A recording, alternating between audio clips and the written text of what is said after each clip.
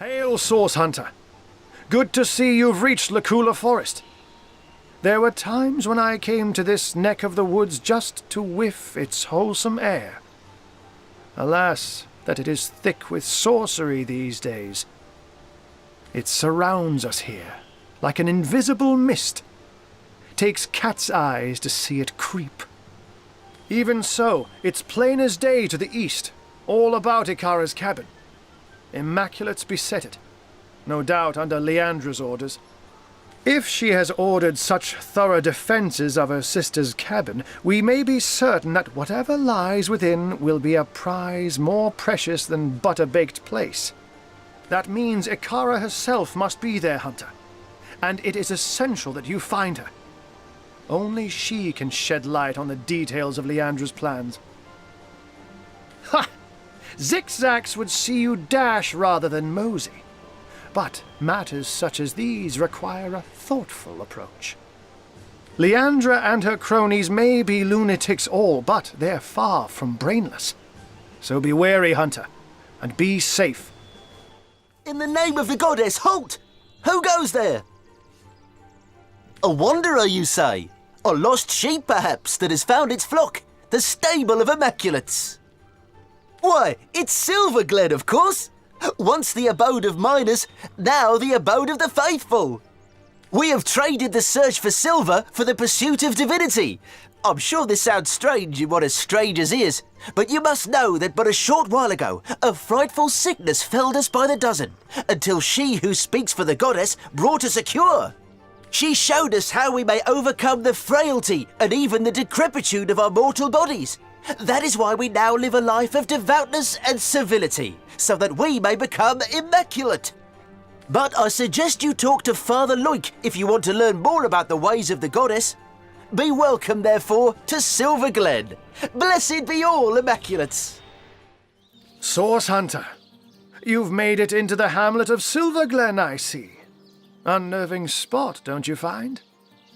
Leandra has fashioned herself a hero here, but the townsfolk don't seem to know the truth behind the conduit, though they call themselves Immaculates. They're thick as trout, if you ask me, and unnaturally obsessed with ancient teachings. I haven't seen Leandra here myself, but she must have put on quite a show of magical mastery to enthrall a crowd of shaggy miners, to have them hop on the bandwagon of a shadowy religion wholly alien to them. Haven't you heard them whisper of the blood? How their eyes shine when they discuss certain stellar stones? Star stones, of course, which drenched in blood become bloodstones and are used in healing rituals. Now, I can see how it could be a fantastic thing to nurse a dying human back to health, if all it takes is to sacrifice a toad. But I spy bloodlust in these people's eyes.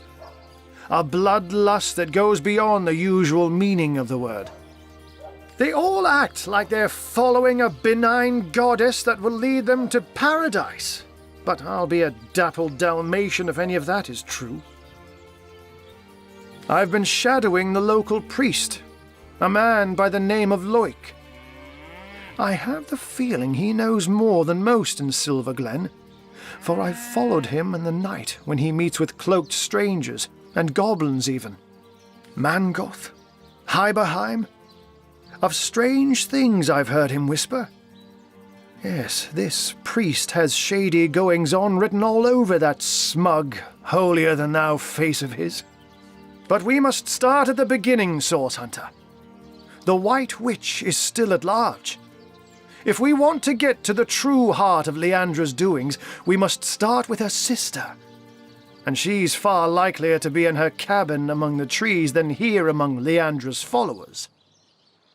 The advantage of being a puss, my friend, is that one can pussyfoot. A white-haired wizard draws attention, but a cat can move about unnoticed and, indeed, unseen. Not that I'm not extra wary of these bloodsuckers, though. There's a conspicuous absence of pets in this eerie little town. The Immaculate's presence here is highly disconcerting. But we mustn't lose sight of our mission, Source Hunter. The White Witch resides somewhere in the wilds of the surrounding forest, and we must find her. The degenerates here claim they have been cleansed, but I can still smell the stink of persisting putrescence wafting from their grimy flesh. Silver Glen, this place sickens me. As you know, I once carried the burden of disease upon emaciated shoulders. Perhaps I had better explain in greater detail. So I shall. It was an unparalleled horror. Scores of physicians flocked to my bedside. They traveled from realms across the seas hoping to cure the mighty Jehan, undo the gloom that had befallen the land, and mere vultures that they were, to be paid handsomely for their efforts. But none of their potions took effect. Their salves seared, but did not soothe my fading flesh. Like a ghoul I looked, unburied yet risen from the grave. In futile anger I struck my mirror, but broke my brittle fingers only, not its ever-mocking surface. It went like this, Hunter. If a ghoul I had become, so a dark turn of thought convinced me, a ghoul's methods I should employ to escape the labyrinthian crypt of corporeal corruption.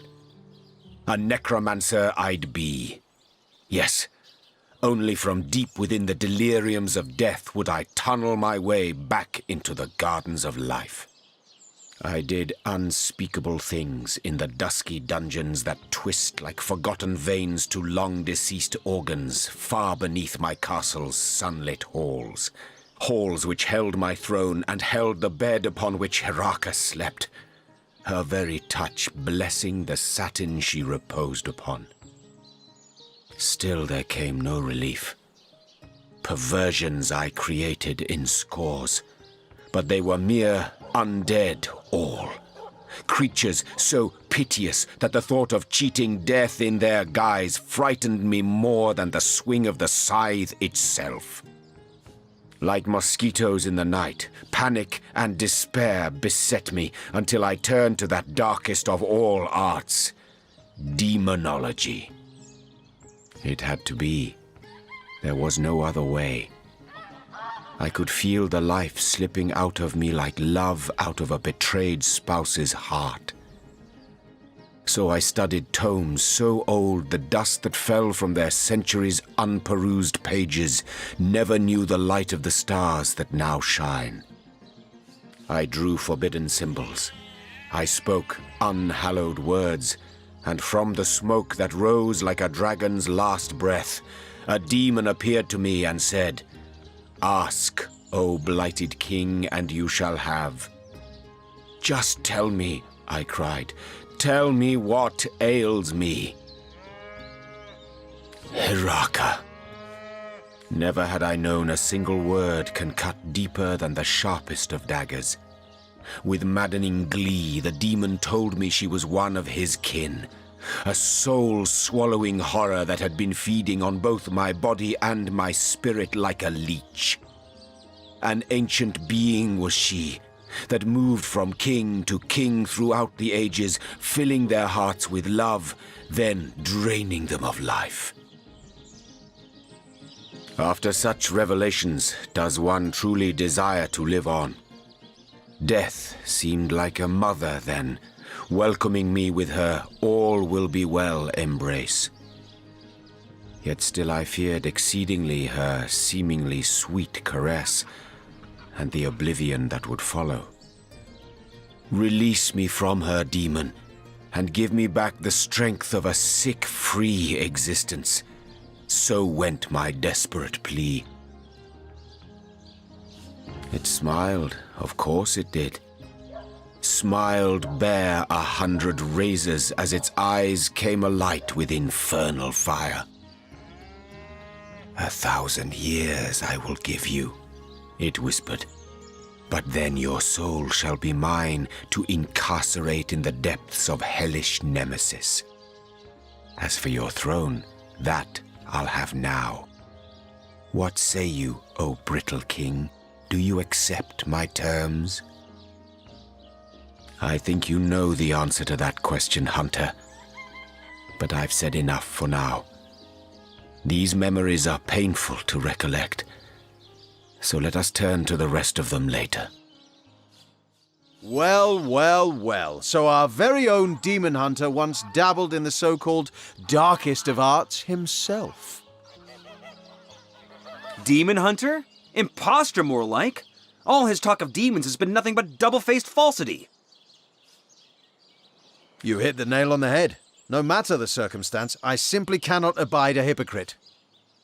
The goddess is the word. Through the conduit she speaks, and through me her wisdom is repeated. How may I enlighten you? I am Loic, enlightened one among immaculates, spokesman for the holy conduit, as she is spokesman for the goddess herself. Hers is the blood. Then it shall be my pleasure to answer them. We are the chosen ones of the goddess. The benedictions of the blood render our bodies and spirits unblemished, for such is her mercy, that we may all become part of the sacred soul. And you too, Seeker, could become one such part. The conduit, yes. She, the most exalted of all, second only to the goddess. It was she who brought us first her divine words, then her divine will, a will made real in blood. Truly, though, she is quite beyond your concern, O wandering soul. She stands so very high above your humble station. The goddess is the light and life of all. Corrupt is the world that generations of men and beasts have left behind, but immaculate it may be once more, cleansed in the blood of the unworthy. The few, the proud, the enlightened, theirs will be her kingdom. When red has run until no red is left, a paradise we will have shapen, and the goddess will dwell among us. Source hunter, are you? What brings you to this neck of the woods? The goblins? The orcs? The cult? Or the whole pretty bouquet? Don't be surprised if you hear more than a few unkind words about yours truly around town. An overseer's got to enforce his share of unpopular guild decisions, you know. I'm finished with this one-pony rodeo, though. I did my best by these roughnecks, and now it's time for old Brandon to take a load off. In fact, you may be able to help speed my retirement plan along. Let's hear the details. I must say I'm also intrigued. I knew a source hunter'd perk up at the sound of a challenge. Between you and me, the Troll King's sitting on a piece of treasure of more value than even he knows. A metal called tenebrium that can fetch a prettier sum than its weight in gold. I intend to lift it, sell it, and live out the rest of me days in comfort. The devil's in the details, though, and I haven't managed to find a way to access the King's Cave, much less make off with the stuff without being noticed. But you're a source hunter. You can sniff out any point of mystery. So let's make a deal, You find the tenebrium and bring it to me, and I'll deliver you a few pieces of information about Silverglen, and Lawrence in particular, that are sure to make your mouth water. I wouldn't wish the wrath on me worst enemy, though. So let me give you a little something to contain the tenebrium bars. It's lined with the fragments of a special stone that keeps rats' ill effects at bay. Apart from Gungir's stature and incurable case of the uglies, is not so different from a parakeet. Got a brain the size of a pea, and a fervent passion for all things bright and shiny. The nutty oaf sits on a river of silver beneath these mines, but leases it to the mining company for a fraction of its worth in gold. He'd rather put those hefty minions of his on toll duty than mine these hills himself for 5 times the reward. I can't be certain myself where his cave is located, But at least one of those oaf lackeys of his must know where to look. They've got to do something with all the gold they've gathered in the course of guarding those damned bridges, haven't they? I'm no man to refuse a source hunter. Ask away, friend. A strange sort of substance, discovered here around 2 years ago, and folks have been clamouring to get their paws on the rancid stuff ever since. To the right buyer, it's worth more than diamonds. A source hunter! My liege, I am at your disposal. I am Lawrence, the representative of the mining guild responsible for operations in Silver Glen. Please, valiant hunter, let us know how we can assist you. Oh, I am no one special. Merely a humble servant of the guild and shepherd to the happy flock of miners within this settlement. My only cause for complaint, Your Grace, are these awful goblins. They're starving us out, refusing even a single honest miner his right to work. Perhaps, my most upright highness, you might be able to help us with this little problem. You must forgive me if I become somewhat overcome when discussing it, my liege. To think how I've been betrayed. To think how the humble miners of Silver Glen suffer.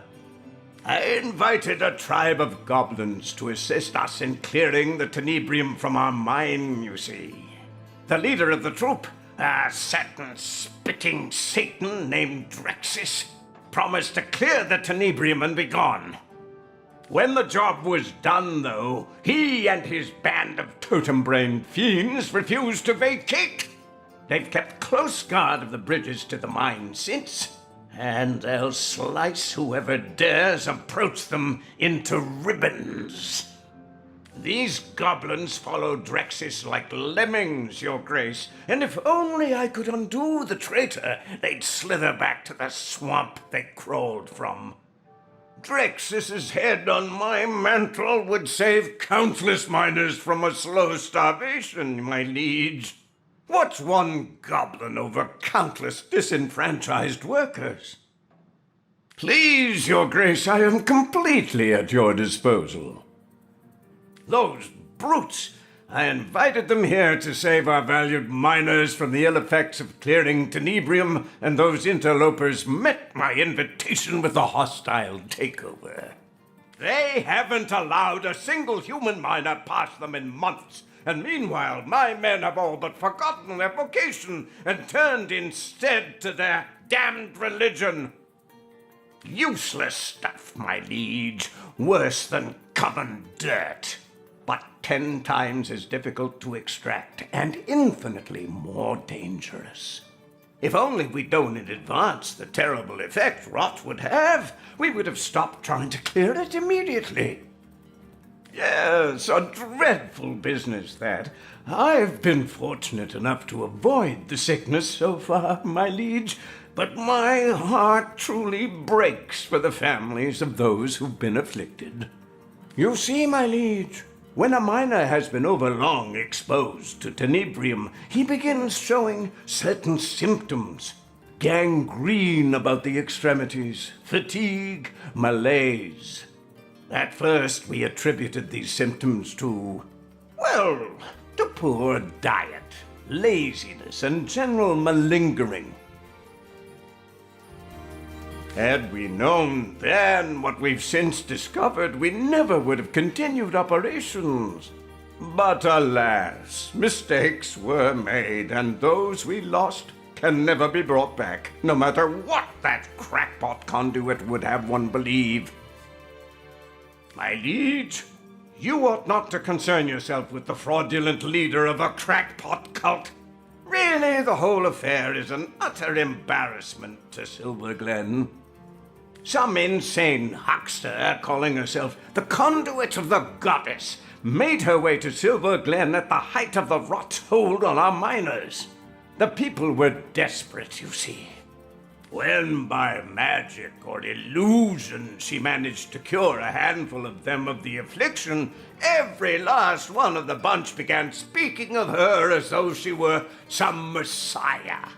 Now most of the town is taken with her little cult of immaculates, as she calls them. Fortunately for her, she disappeared shortly after her little trick, or I would have thrown her into prison and swallowed the key myself. Imagine hypnotizing an entire town with nothing more than snake oil. Enough to know the whole institution has been a blight on productivity. With the blessings of the conduit to replace a sense of a job well done, the miners care hardly at all for getting the mines back in good working order. I don't mean to make trouble where there ain't any, comrade, but in my years of hunting source, I learned that anyone so eager to climb into your lap after a moment's meeting is hiding something they hope you won't discover. I'm not saying this Lawrence character is involved in sorcery, but it wouldn't exactly surprise me a lick to find out he knows more than he's letting on.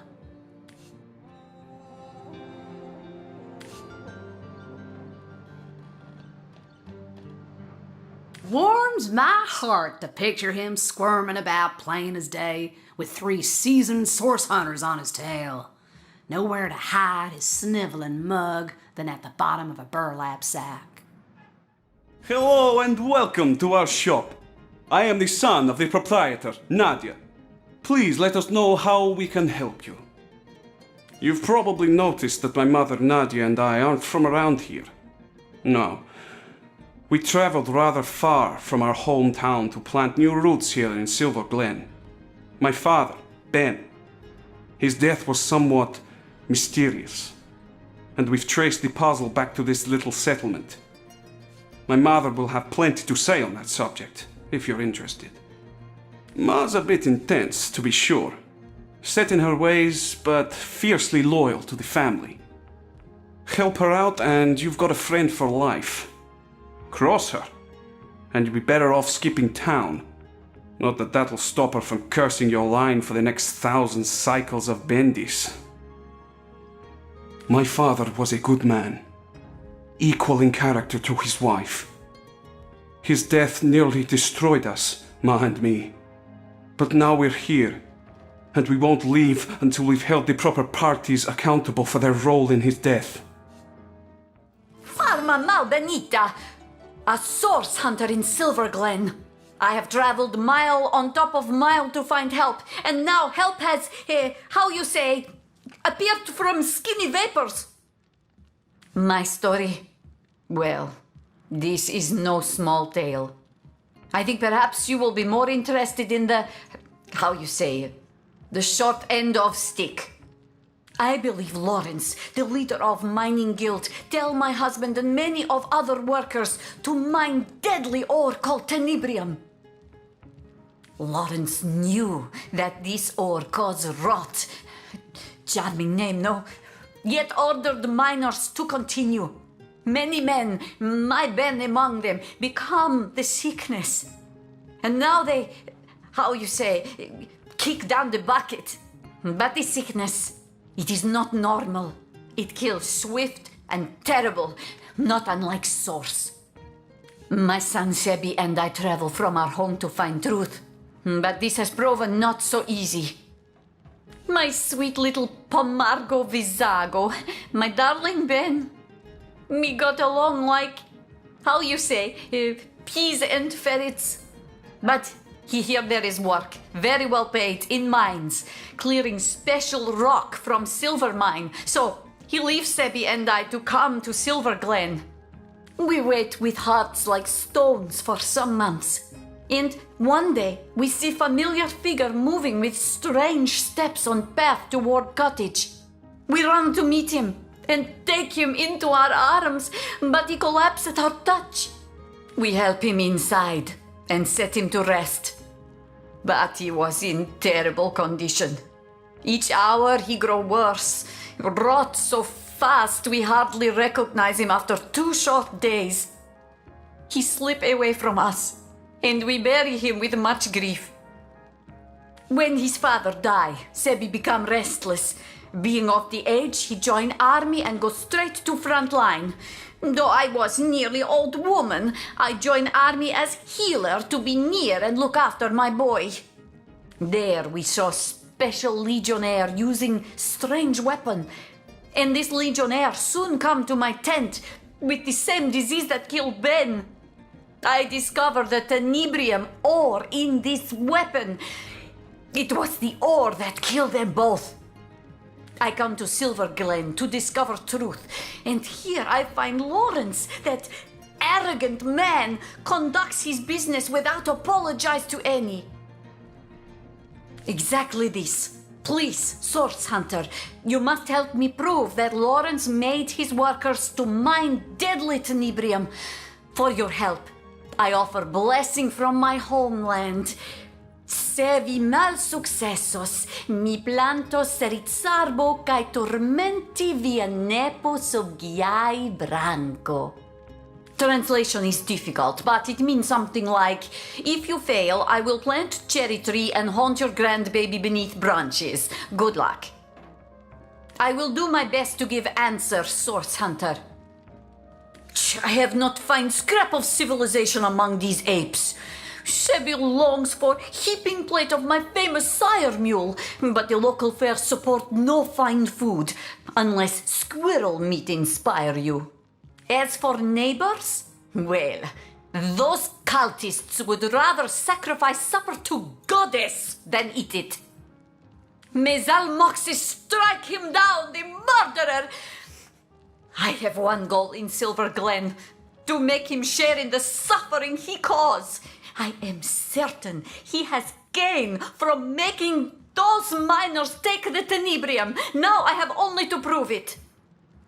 Fa! I have no interest in those emasculates and their goddess. As Zalmoxis say in Book of Holy, I am jealous God. Why can I not read your mail if you have nothing to hide? Who is Aunt Sherry exactly? Aren't I enough for you? Nothing natural could cause such terrible disease at mere touch. If you ask me, I say dark magic, maybe even source at its root. That foul thing!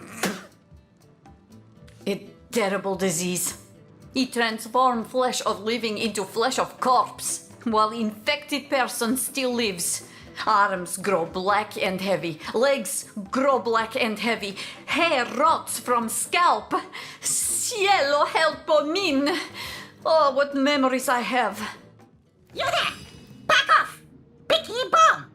One more step and Bicky boom! No, don't go! Please help me! That thing is keeping me trapped here! It's crazy! It'll kill me!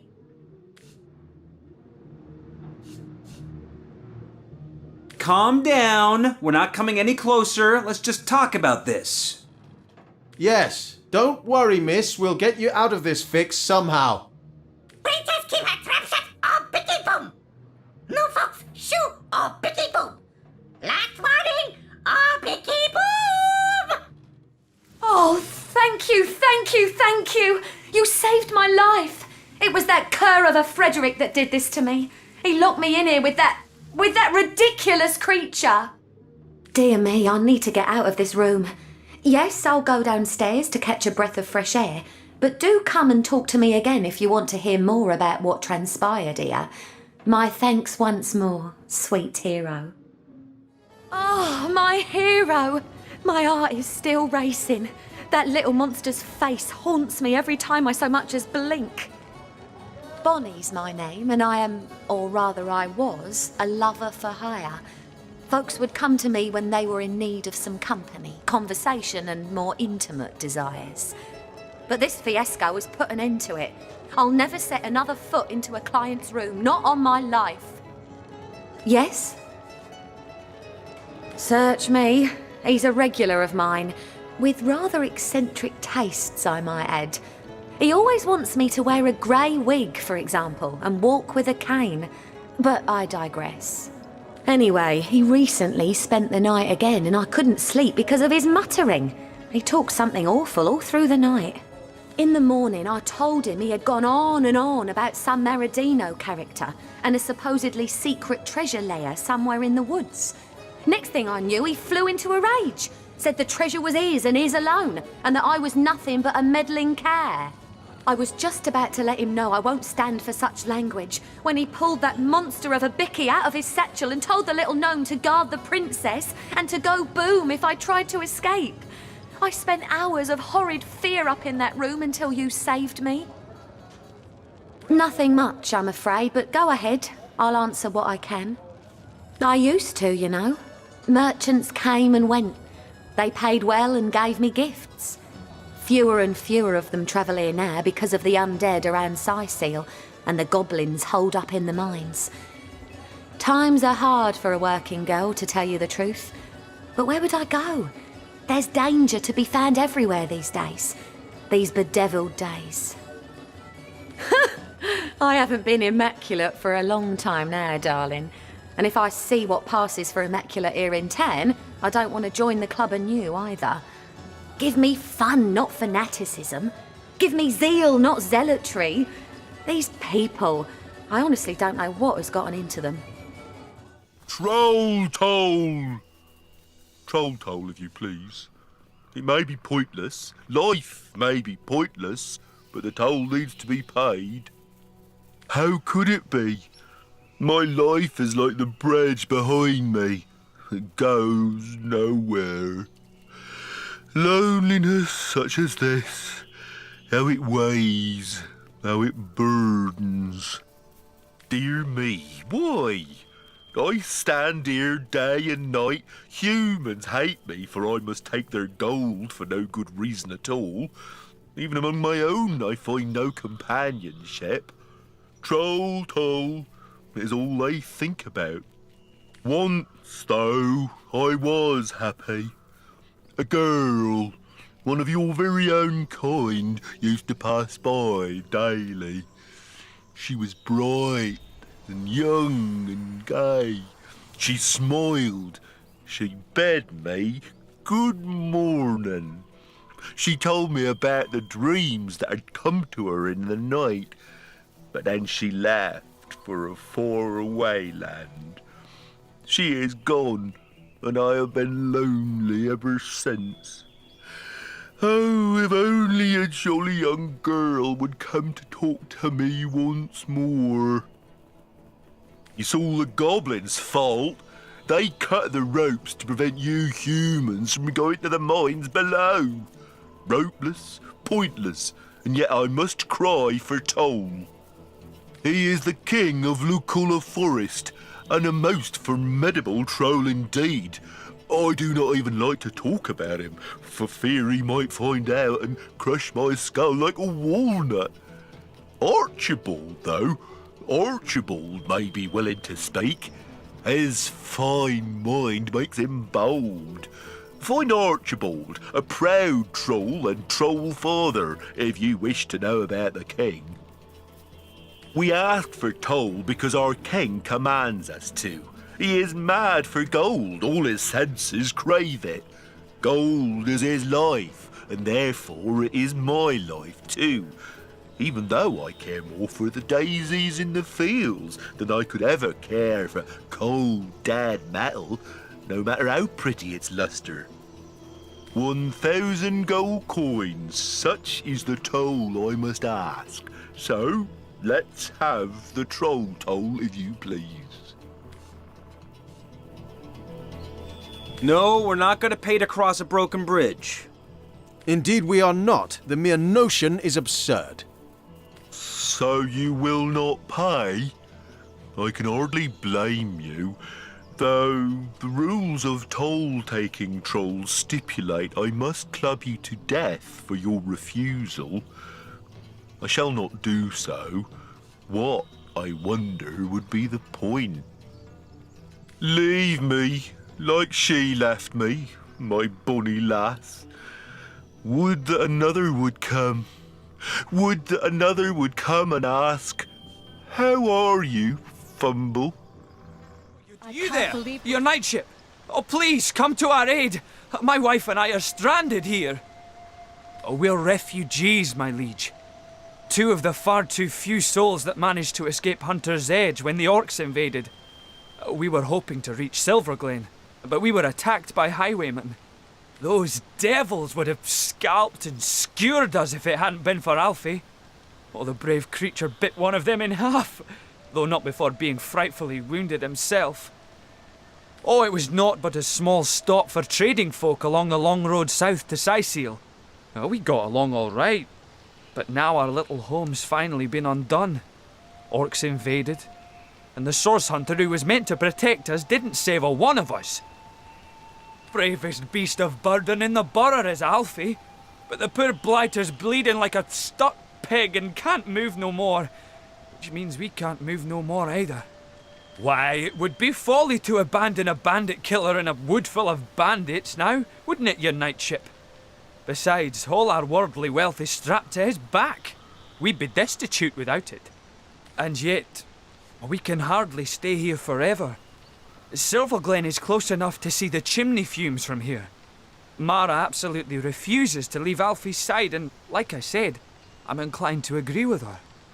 If only a stout champion would, step up and lend us a hand.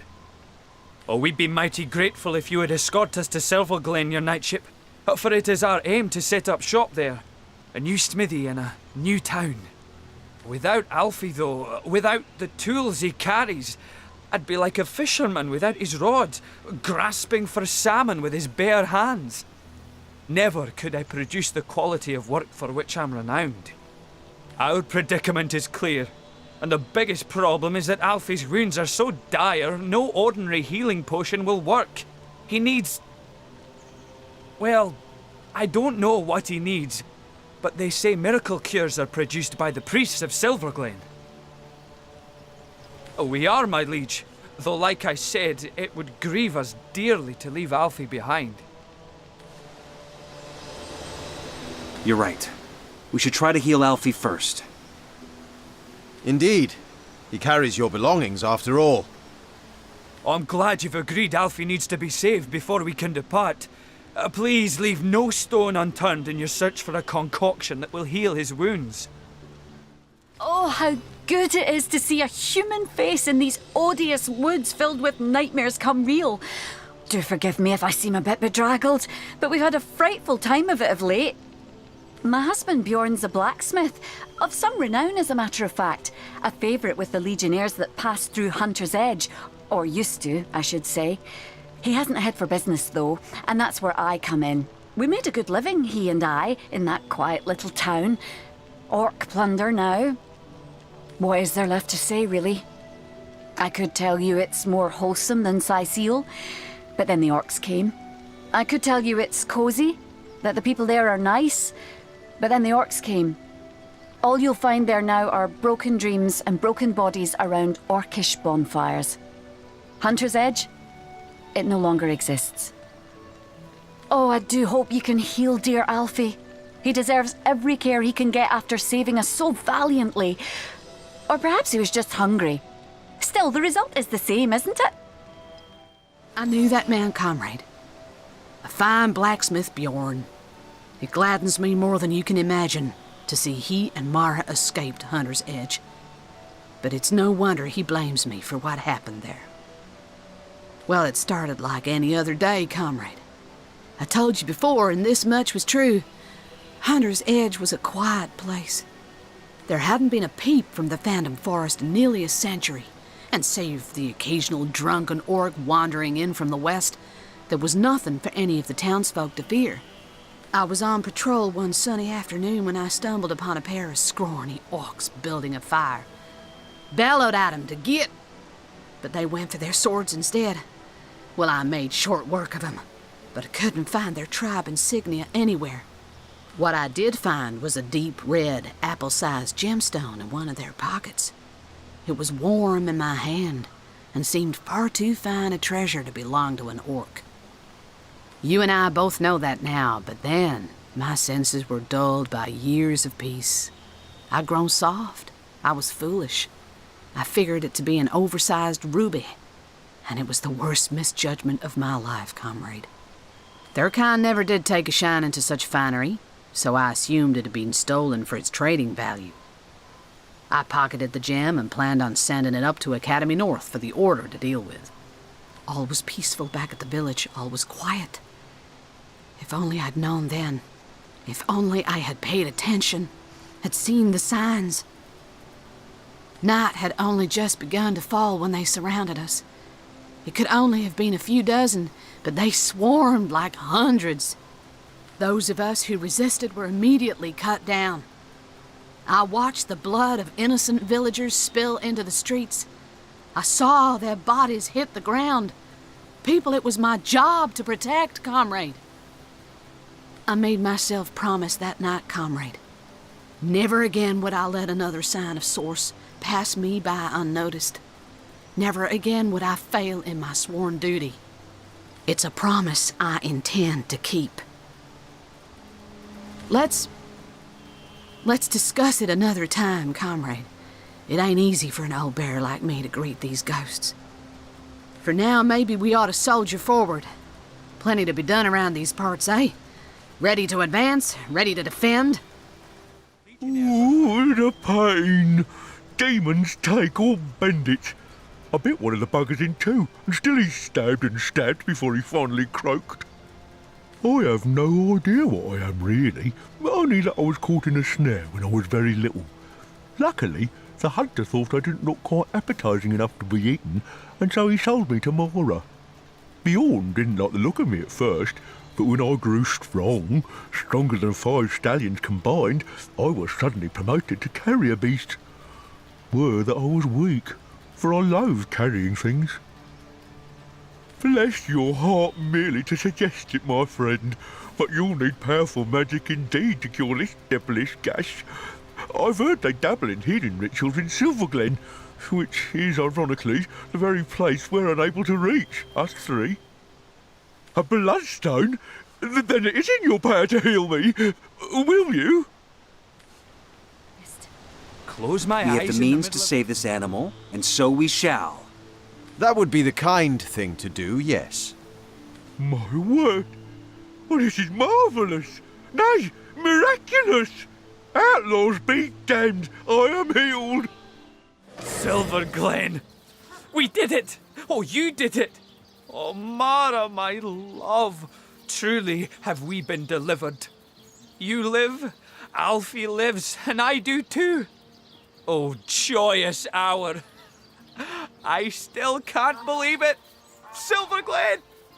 What is to become of us here, I wonder? Oh, but I know, don't I? A blacksmith I was in Hunter's Edge, and a blacksmith I'll remain, for such is my one purpose in life. Aye, come what may, your knightship, I thank you for standing by me, by us, during our hour of need. I thank you.